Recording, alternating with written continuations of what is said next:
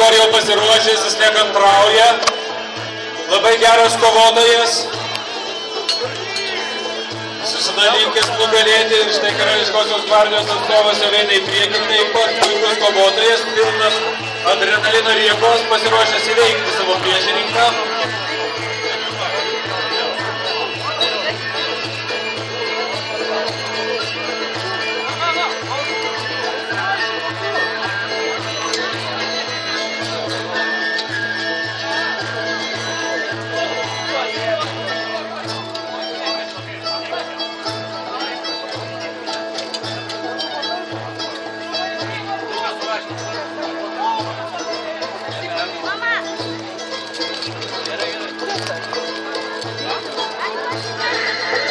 Taigi į ringą išeina ne Augustas, bet Paulius, Karališkoji gvardija.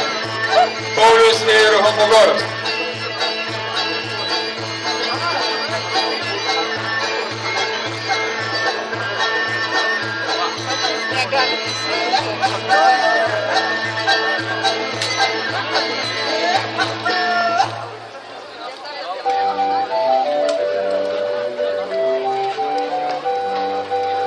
Taigi,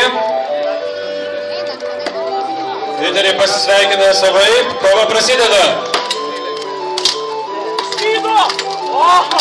Labai tiesus, geri, stiprius smūgiai.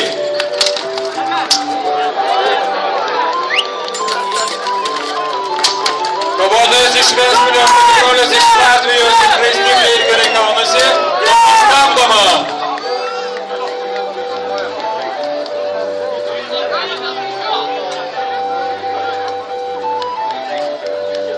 Teisėjai skaičiuoja taškus.